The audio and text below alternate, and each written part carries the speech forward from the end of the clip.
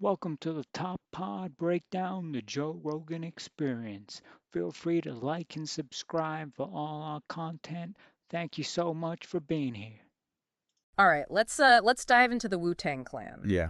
We're looking at Raekwon the chef's interview on the Joe Rogan Experience. Right. So this is like, I mean, a deep dive into not just the group, Yeah. but like hip hop history. Yeah. This is like a direct line Yeah. to hip hop history through one of the most important figures. Yeah, and he talks about like growing up in Staten Island and like early hip hop influences, and he talks about Mm-hmm. his cousin's apartment and like just this image of all these records everywhere, weed smoke in the air, and like the Sugar Hill Gang's like Yeah. rapper's delight Racker's Delight. playing on the turntable. Boy, one of the first big hip hop hits. Yeah, totally. And you can see how he Like absorbed all that. absorbed all that, and that kind of environment really shaped his musical tastes. Yeah.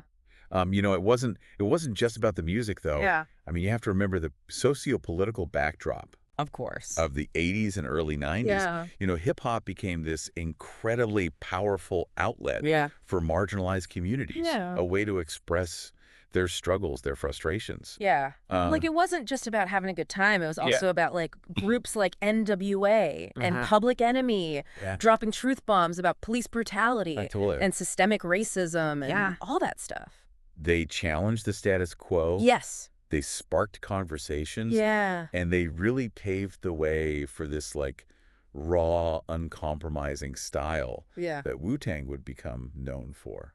Yeah. And then Wu-Tang's formation in itself is like a story of resilience Right. because it all started with this bad record deal Yeah. that RZA got. With his first group, yeah. Yeah. Yeah, Force of the Imperial Master. Okay. That's what it was called. Yeah. So like he got, Signed a bad deal. yeah, he got like screwed over basically. Yeah, and that's what really kind of motivated him Yeah. to And- create and- his own Like his own path. his own label, his own movement. Yeah, and Raekwon was describing the contract as like a wreck. Yeah. You know, imagine that like Yeah, imagine seeing all your creative control yeah.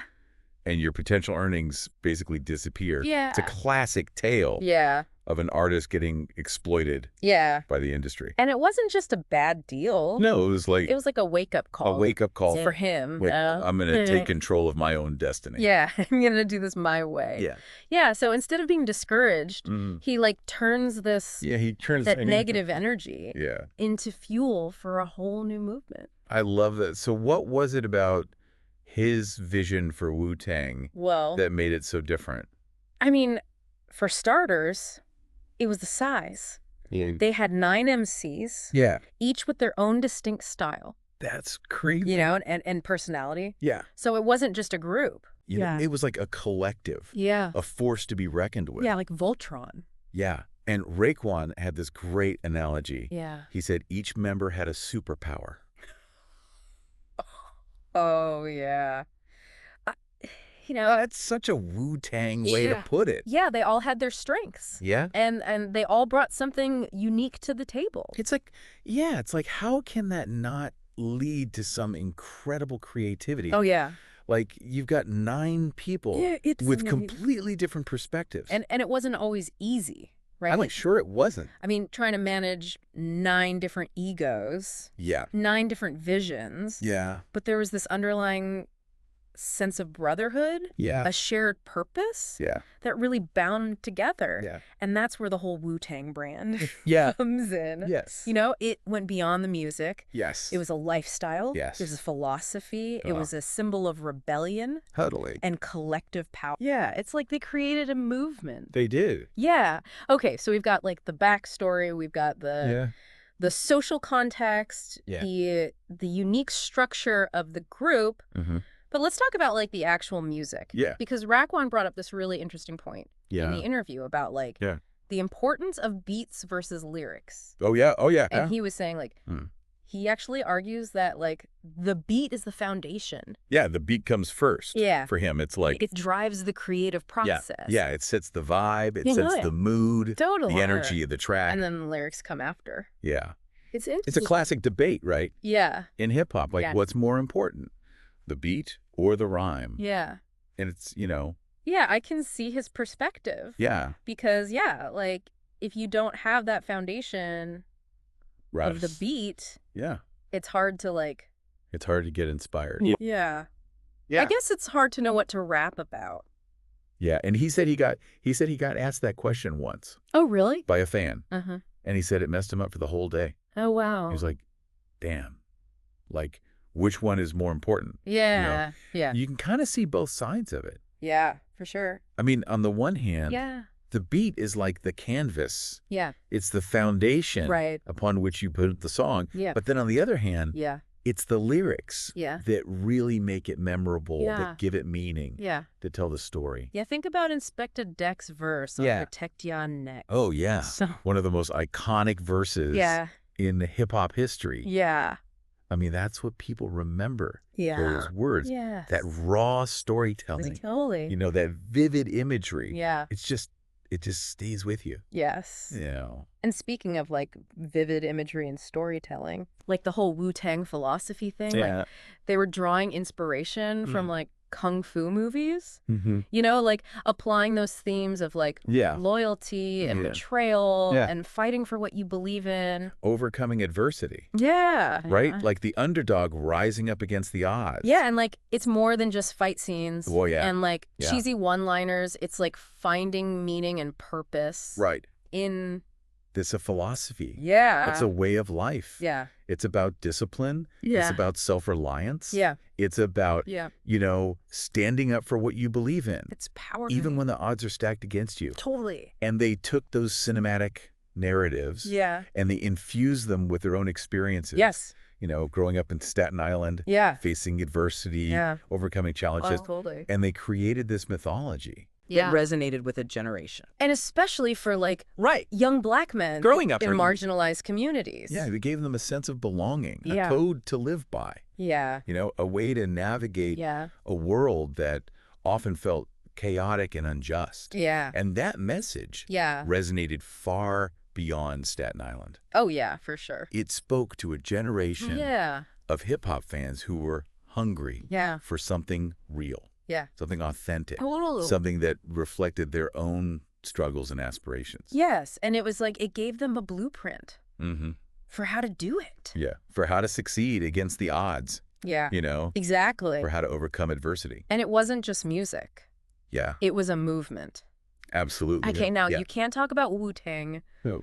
without talking about CREAM. Cash rules everything around me. Yeah. Yeah, Which became a cultural phenomenon. it did. It's a mantra. Yeah, It's crazy to think that the acronym itself came from right. like a casual conversation between Method Man and a friend of his named Raid. Yeah, just like hanging out, Yeah. you know, talking about life. Yeah. And it just kind of came up organically. That's so cool. Yeah, it's amazing how these Yeah. these like simple phrases can become these like cultural touchstones, Yeah. you know. Yeah, totally. And what's interesting is that Raekwon's initial lyrics for CREAM Yeah. were actually about specific drug dealers. Oh, wow. He Yeah. knew. So it was going to be like a very literal. Yeah, it was very literal. Yeah. Yeah. Wow. It was very much about like his immediate surroundings, his Yeah. environment, Yeah. and the people he knew. Yeah. But a friend of his suggested that he Oh, wow. makes it broader, Yeah. more universal. Yeah. And that's when it really kind of Yeah.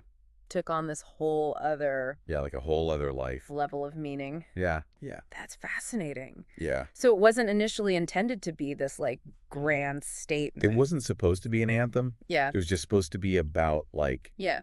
his reality, Yeah. his Yeah. experience. Yeah. You know, That's so cool. but by shifting the focus yeah. to a more universal theme, Yeah. it became something much bigger. Yeah. It tapped into a shared experience, Yeah. a struggle that resonated Yeah. with people from all walks of life. Yeah. It wasn't just about money. No? It was about survival, Yeah. ambition, Mm, the desire for a better life. It's like Yeah. the American dream, but Yeah. like from a different perspective. exactly. Yeah. And I think that's Yeah. why it's so powerful because Yeah. it went beyond. It transcended. Yeah. It's like so it transcended the like, genre. yeah, like It's a like it's like I thought the beauty. hook is so catchy. It is. But it's also so much more than that. Yeah. you Yeah. know? Yeah, totally. And It became a reflection yeah. of a generation's hopes, Yeah. dreams, And frustrations. frustrations. Yeah. Yeah. It's about that hustle, Yeah. Yeah. that grind, Yeah. that Yeah. desire Yeah. to make something of yourself, Yeah. even when the world is telling you Yeah. you can't. And it's like that theme is so, Yeah. like, that's what makes it so timeless. It is a timeless theme. Yeah, because Yeah. that's something everyone can relate to. Yeah, and it's a testament to the power of hip-hop Yeah. to capture the zeitgeist, Yeah. to articulate the raw emotions and experiences of a generation. Yeah. And CREAM is a perfect example of that. Totally. And there was this notion floating around in the early 2000s that, like, hip-hop had a short shelf life. Yeah. You know? Like, it was all about trends Yeah. and flash-in-the-pan hits. Yeah, exactly. But Wu-Tang's legacy and, like, the enduring power of CREAM proves that wrong. Proves that wrong. Yeah. It's timeless. Yeah. It's classic. Yeah, and they were so ahead of their time. Yeah, they were. In so many ways, like, Yeah. not just musically, Yeah. but also in, like, their understanding of branding. Yeah. Their entrepreneurial spirit. Yeah. They created a blueprint for success Yeah. that artists are still following today. Totally. And Raekwon actually touched on that in the interview. Yeah? He was talking about how, like, back in the day, Yeah. like, young artists Mm-hmm. had to play the game, Yeah. even if it meant making deals with the devil, Yeah. you know? Well, A record label. to record labels. Just to get their music heard. Just to get a foot in the door. Yeah. Yeah. And those deals often came They did. with a hefty price. a hefty price. Yeah, he used this really striking analogy. Oh, yeah. He compared it to, like, a drug deal. Oh. Like, you're offered this, like, huge opportunity, Mm-hmm. but the terms are so demanding Right. and so risky Hmm. that it feels like you're being set up to fail, Right. you know? Yeah, it's like a Faustian bargain. Yeah, You know? totally. You're selling your soul Yeah. for a shot at success. Yeah, and it's like they were pressured to compromise Yeah. their integrity, Mm. their artistic vision, Yeah. just for a chance at success. Yeah. Yeah? And that's a really tough position to be in, Yeah, especially when you're like, especially young. oh, you're young and Yeah. you just want to And you just want to, like, get your music out there. put your art out there. Yeah. Yeah. And you're willing to, Yeah. you know, make compromises to Yeah. do that. It highlights the systemic challenges that, It you know, is. artists, Yeah, especially from marginalized communities, especially, face in, like, navigating the music industry. it's tough. Yeah. It's a tough industry. Yeah, the pressure's immense. Yeah. And the stakes are high. Yeah. But even with those challenges, Mhm. they managed to create groundbreaking music. They did. And it wasn't just about beats and rhymes. Mhm. They were using their platform to educate, Mm-hmm. to speak truth to power. Yeah. Raekwon actually brought up Mm-hmm. NWA's F5 Police as an example, Oh, yeah. which was, a huge song. yeah, Hugely controversial. yeah, You know, ignited a lot of debate. yeah.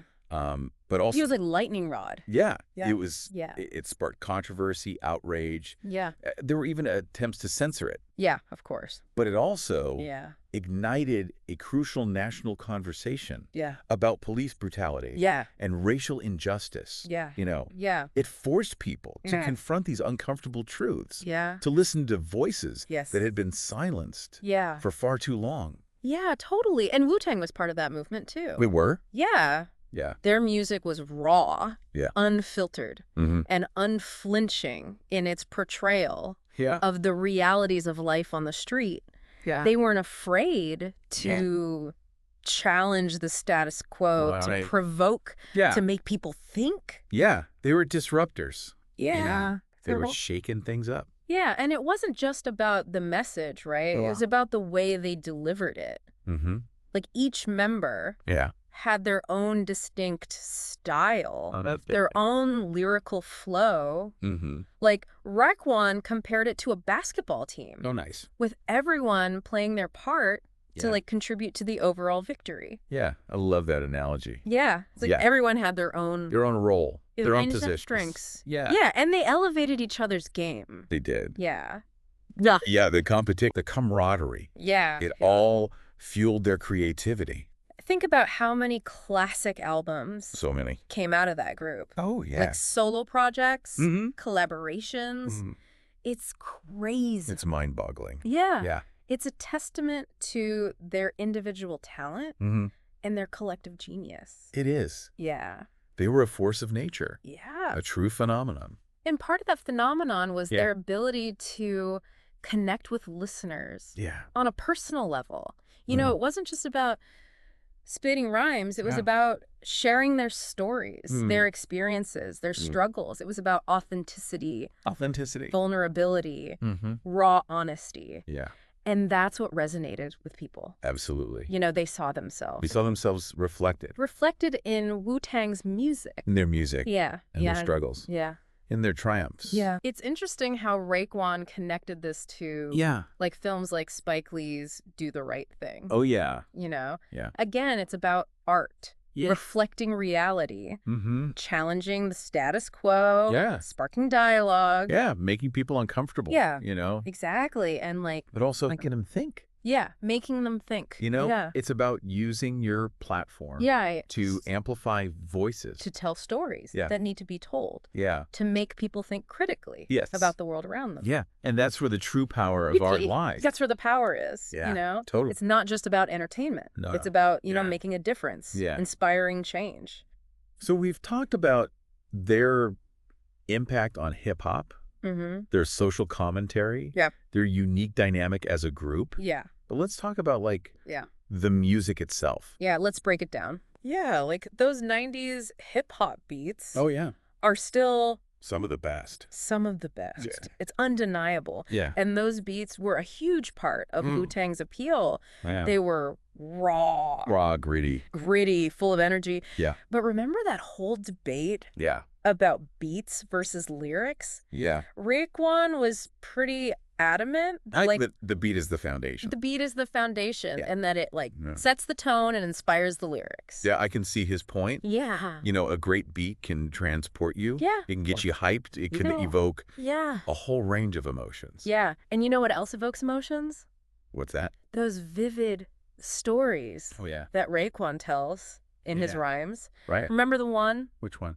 about seeing a creepy dude Oh, yeah. with green and red hair Oh, yeah. Oh, yeah. sticking his head out of the incinerator room? That was creepy. It was like something out of a horror movie. It was like a scene from a movie. Yeah. Yeah. That's a great example of how he like weaves these Oh, yeah. like personal anecdotes, Mhm.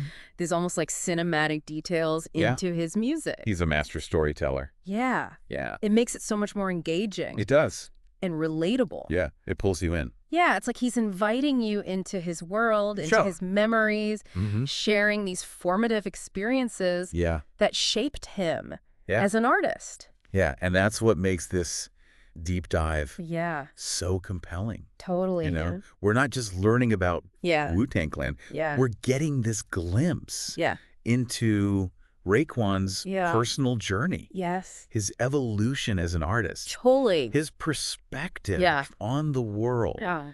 And what a journey it's been. Yeah. I mean, From Staten Island yeah. to collaborating with some of the biggest names in the industry, Yeah. creating iconic albums, Yeah. and now like owning his own cannabis business, Yeah. working on a documentary. A documentary, that's, Amazing. it's inspiring. It's inspiring. It shows that Yeah. with passion, talent, and a lot of hard work, Yeah. you can achieve anything. And he's not done yet. He's not. He's got a new album coming out a new album. called The Empress's New Clothes. I love that title. Yeah. The Empress's New Clothes. Yeah. What do you make of that title? Well, if you think about the fairy tale, it's based on, Yeah. it's all about challenging perceptions, Yeah. seeing through illusions, Yeah. questioning authority. Totally. Yeah. Right. And that seems to be like a recurring theme Yes. in Raekwon's work. Yeah. You know, he's not afraid to push boundaries, Yeah. to experiment, Yeah. to create art that's meaningful and challenging. Yeah. He's never been one to, like, play by the rules. You know, he's always kind of like forged his own path. Yeah. And this new album seems to be like Yeah. a continuation of that. Absolutely. Yeah. He's exploring new sounds, new themes. Yeah. But it's still Raekwon. Yeah, you can always tell it's him. Oh, yeah. Yeah. And then there's the documentary he's been working on for the past 10 years Some years. about the making of Only Built for Cuban Links, Oh, wow. which is like That's a classic album. his classic solo album. Yeah. Yeah. A masterpiece. I mean, can you imagine the stories Oh, yeah. he has yeah. to tell? Yeah, the behind-the-scenes insights. Yeah. The creative process. Yeah. The collaborations. It's going to be epic. It's going to be epic. Like 10 years in the making. Wow. That's dedication. That's dedication. You know, it shows how much he cares about preserving his legacy, sharing his story with the world. And it's a story that deserves to be told. Yeah.